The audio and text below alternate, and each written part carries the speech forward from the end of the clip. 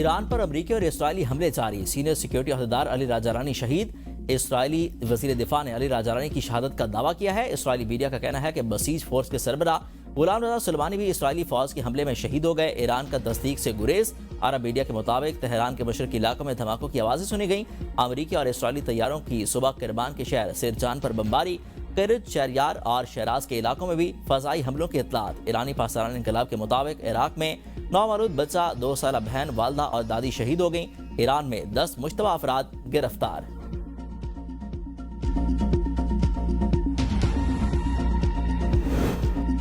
ایران کے senior security عہدیدار علی Larijani کا ہاتھ سے لکھا ہوا خط منظر عام پر آ گیا۔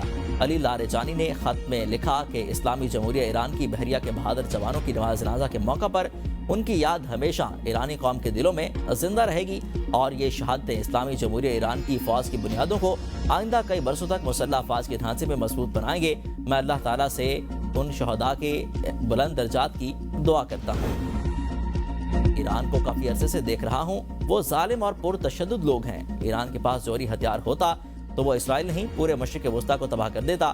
صدر ٹرمپ کی وائٹ ہاؤس میں میڈیا سے گفتگو، کہا کہ کچھ لوگ جنگیں چاہتے ہیں، میں جنگ نہیں چاہتا، خلیج جنگ جلد ختم ہو جائے گی۔ ایران کی بدمعاشی کے باعث ابراہیمی معاہدہ نہیں ہو سکتا تھا۔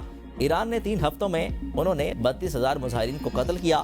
ہم نے ایران مکمل طور پر تباہ کر دیا۔ ایران کے پاس اب بحریہ ہے، نہ فضائیہ، کوئی اینٹی ایئر کرافٹ ہتھیار بھی نہیں ہے۔ ایران کی قیادت ختم ہو چکی ہے۔ میرے خیال میں ایران کا نیا سپریم لیڈر بھی زندہ نہیں رہا۔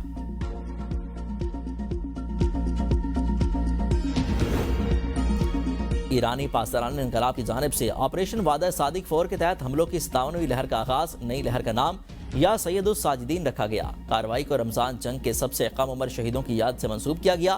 ایرانی حملے میں فلسطین کے زیر قبضہ علاقوں میں اہم اہداف نشانہ بنائے گئے۔ ایرانی میزائلوں نے اسرائیل میں تباہی مچا دی، متعدد مقامات پر آگ بھڑک اٹھی، تل ابیب میں کئی عمارتیں اور گاڑیاں تباہ ہو گئیں، درجنوں افراد زخمی، بیت الشمشیس میں بھی میزائل داغے گئے۔ اسرائیل میں ہلاک فوجیوں اور شہادتوں کی تعداد 15 ہو گئی۔ دوحہ میں بھی دھماکوں کی اطلاعات۔ الجزیرہ کے مطابق قطر کے دارالحکومت دوحہ میں زوردار دھماکوں کی آوازیں سنی گئیں۔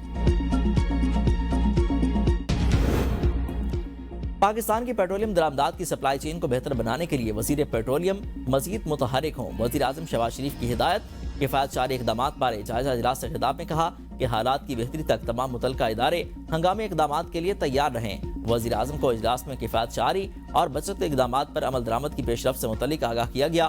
ملک میں پیٹرولیم مصنوعات کی ضروریات کے مطابق مناسب ذخیرہ موجود ہے۔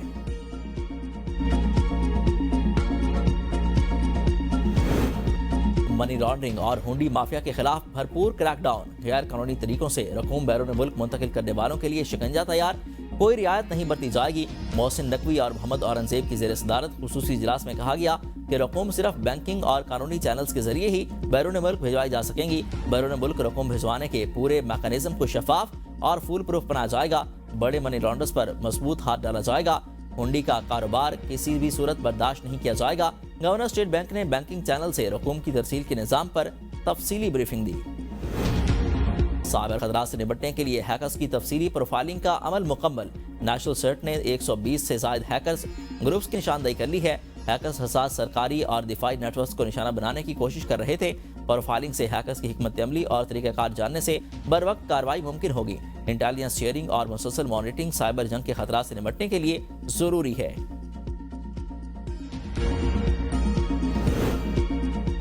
وزیر اعظم کی قازقستان کے صدر کو کامیاب آئینی ریفرنڈم پر مبارکباد۔ وزیر اعظم شہباز شریف نے قازق صدر قاسم جومارت کو ٹیلی فون پر مبارکباد دی، کہا کہ نئے آئین کے لیے زبردست ٹرن آؤٹ اور حمایت قازقستان کے عوام کے صدر توقائف کی دور اندیش قیادت اور اصلاحاتی ایجنڈے پر اعتماد کی عکاسی کرتی ہے۔ یہ اصلاحات قازقستان میں نظم و نسق، ادارہ جاتی استحکام اور قومی ترقی کو مزید مستحکم کریں گے۔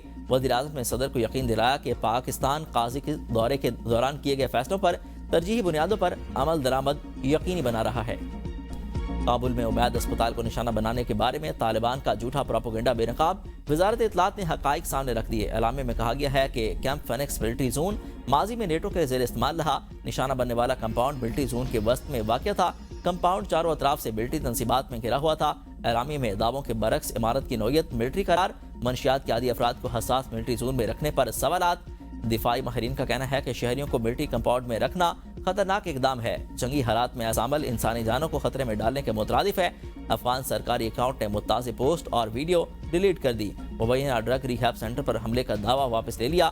ابتدائی دعوے پر مبنی پوسٹ حذف کر دی گئی۔ سوالات مزید بڑھ گئے، کیا یہ ویڈیو مصنوعی ذہانت یعنی اے آئی یا من گھڑت تھی؟ متعدد فیکٹ چیکس کے بعد افغان موقف کمزور پڑ گیا۔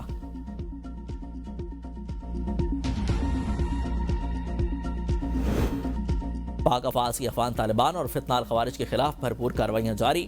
شمالی وزیرستان میں افغان طالبان کی جھنڈا پوسٹ مکمل تباہ۔ سیکیورٹی ذرائع کے مطابق افغان طالبان اور فتنہ الخوارج کے ٹھکانوں کو مؤثر انداز میں نشانہ بنایا جا رہا ہے۔ خیبر سیکٹر سے ملحقہ افغان طالبان کی فوجی پوسٹوں کو کامیابی سے نشانہ بنایا گیا۔ پاک فوج نے اینٹی ٹینک گائیڈڈ میزائل کے ذریعے پوسٹوں کو مکمل طور پر تباہ کر دیا۔ کابل اور ننگرہار میں کامیاب فضائی حملے، آمونیشن اور ٹیکنیکل انفراسٹرکچر کو تباہ کر دیا گیا۔ ننگرہار میں 4 مقامات پر افغان طالبان کی ملٹری تنصیبات کو کامیابی سے نشانہ بنایا گیا۔ سیکیورٹی ذرائع کا کہنا ہے کہ آپریشن غضب للحق کے اہداف کے حصول تک جاری رہے گا۔ پاک فوج کے ہاتھوں ہزیمت اٹھانے کے بعد افغان طالبان کے سول آبادی پر حملے۔ باجوڑ کی تحصیل سلارزئی کے پاک افغان سرحدی علاقے میں 15 مارچ کو افغان فورسز کا پاکستان کی سول آبادی پر مارٹر حملہ، 4 بھائی شہید۔ گولہ باری سرحد پار افغانستان سے کی گئی، ایک گولہ مکان پر آ کر گرا۔ شہداء میں ساجد، ایاز، ریاض اور معاذ شامل ہیں۔ ایک زخمی شخص کو اسپتال منتقل کر دیا گیا۔ پاک فوج کے مقامی کمانڈر کی متاثرہ خاندان کے گھر آمد، لوائقین سے اظہار افسوس کیا۔ پاکستان کی طرف کوئی میلی آنکھ سے نہیں دیکھ سکتا۔ سندھ کے سینئر وزیر شلیل انعام ایمن کا تقریب سے خطاب، کہا کہ سیکیورٹی فورسز کی قربانیوں کے باعث پاکستان آج محفوظ ملک ہے۔ ہماری افواج طالبان رجیم کے خلاف لڑ رہی ہیں، بیک ڈور سے آنے والے ملک کے خلاف سازشیں کر رہے ہیں جو کبھی کامیاب نہیں ہوں گے۔ ملک سے پیپلز پارٹی کا دور نکال دیں تو کھنڈرات کے علاوہ کچھ نظر نہیں آئے گا۔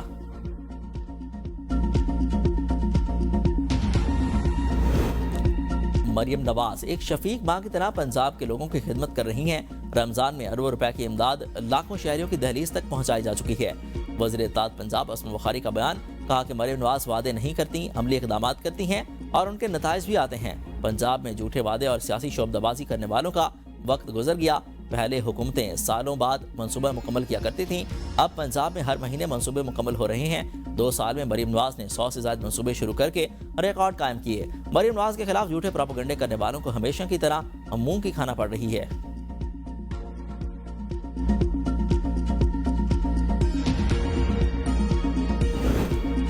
کراچی میں بلوچستان لبریشن آرمی کے خلاف سی ٹی ڈی کی بڑی کامیابی۔ شاہ لطیف ٹاؤن ملیر میں 17 فروری کو ہلاک دہشت گرد BLA کا اہم کمانڈر نکلا۔ سی ٹی ڈی حکام کے مطابق آپریشن میں دہشت گردوں سے شدید فائرنگ کا تبادلہ ہوا۔ 4 انتہائی مطلوب دہشت گرد ہلاک ہوئے۔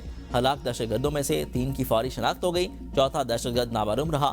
ہلاک دہشت گرد کلدم BLA کے الفتح اسکواڈ کا اہم کمانڈر سہیل بلوچ عرف گرگ تھا۔ سہیل بلوچ پہلے بلوچستان لبریشن فرنٹ سے وابستہ رہا۔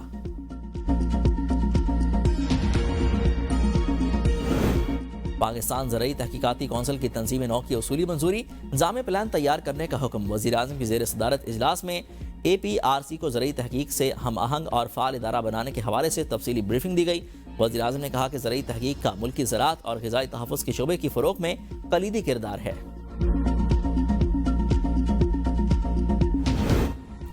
چھ پولیس اہلکاروں کے قتل کیس کے ملزم سپریم کورٹ سے بری۔ جسٹس اشتیاق ابراہیم نے اپیلوں پر تحریری فیصلہ جاری کر دیا۔ ٹرائل کورٹ اور ہائی کورٹ کا سزائے موت کا فیصلہ کالعدم قرار۔ سپریم کورٹ کا ملزمان کو شک کا فائدہ دیتے ہوئے فوری رہا کرنے کا حکم۔ فیصلے میں کہا گیا کہ ملزمان FIR میں نامزد نہیں تھے، شناخت کا عمل مشکوک ہے، گواہان موقع پر موجود ہونا اور اتنے بڑے حملے میں کسی خراج کا نہ آنا غیر فطری ہے۔ ملزمان کی مشترکہ شناخت پریڈ قانونی طور پر ناقابل قبول اور غیر محفوظ ہے۔ شناخت پریڈ سے پہلے ہی ملزمان کی شناخت پولیس پر ظاہر ہو چکی تھی۔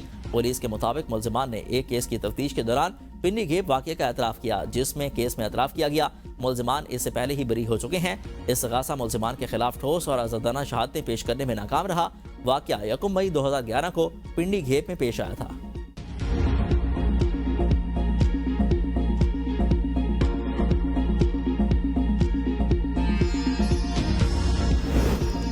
امیرپور خاص تعلیمی بورڈ میں کرپشن سکینڈل سکین رخ اختیار کر گیا۔ 3 سال کے دوران رشوت لے کر میٹرک اور انٹر کے 35,000 طلباء کے نتائج تبدیل کیے جانے کا انکشاف۔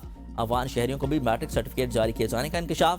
گرفتار ملزم incharge IT branch Azam Khan نے اعترافی بیان میں سب بتا دیا۔ 2 افراد زیر حراست۔ اینٹی کرپشن حکام نے تحقیقات کا دائرہ کار وسیع کر دیا۔